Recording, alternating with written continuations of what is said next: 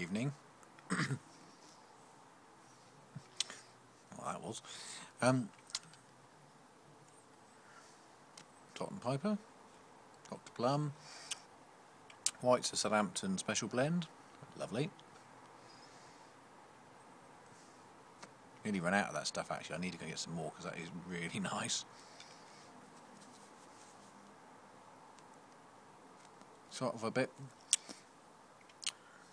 It's only got some perique in it, and it's quite. You can hear it, definitely got a bit of spice to it. Really nice. Well, this evening, this video I am dedicating to somebody. I'm sat out here in the garden. It's about 10 o'clock. Just got back from a bit of a little awards dude thing at the rugby club. Sat out here. It's a lovely clear night. I don't know if you can see the. You can really see, but there, look, see a nice bright moon up there. Anyway,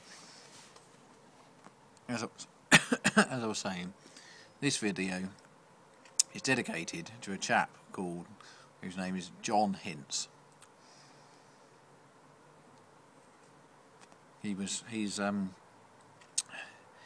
bit of a scally, I think that's by his own admission, in his younger years.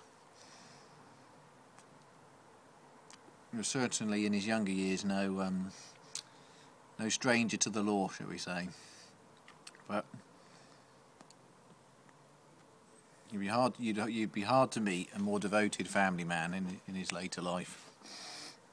And he was my wife's father, who died a year ago today. And I'm glad I got to know him, because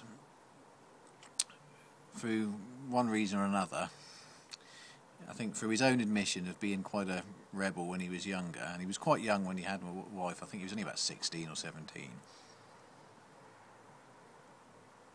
And my wife never knew her dad, and I think part of that was due to just, in the 70s there wasn't such things as like CSA and father's rights and all the rest of it, and he had been in prison, as which I'm sure he wouldn't be ashamed to admit, and I think he just he sort of moved on, and that was that really. And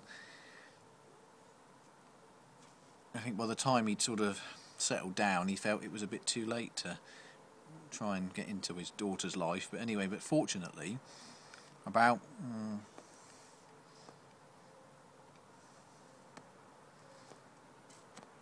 gone out.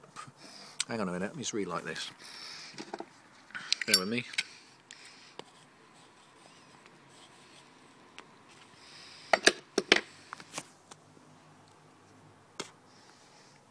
Well, fortunately, about, what was it, five years ago, my wife was contacted on Facebook by this guy who had the same, just randomly, who had the same surname as her maiden name.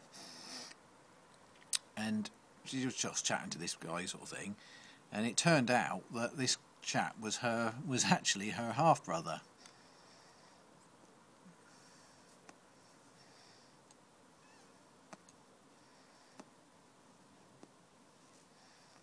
So about 5 years ago, my wife met her dad for the first time really.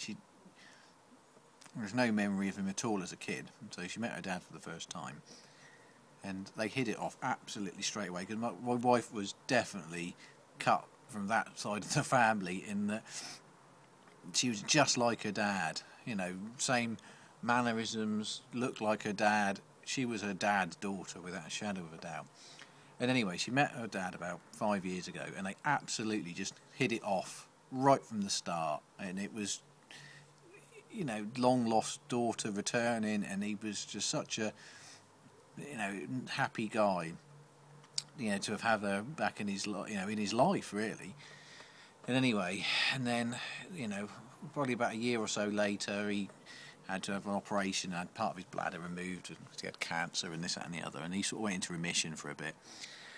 And then probably 2 years ago, he told us that I've got out again.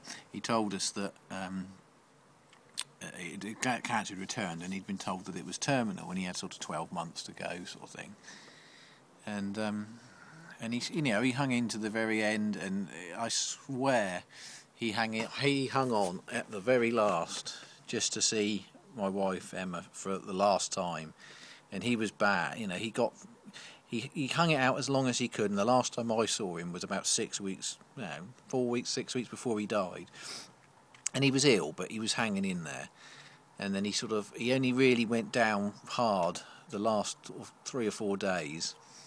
And last year, my wife went up to see him, and he was hanging on for her, and she got up there, and she went in to see him, and he was in bed, and he sort of opened his eyes and smiled at her, and I think she went downstairs to answer the door or something, and went back upstairs, and he'd gone, and that was it. And the old bugger was hanging in there to the end. So,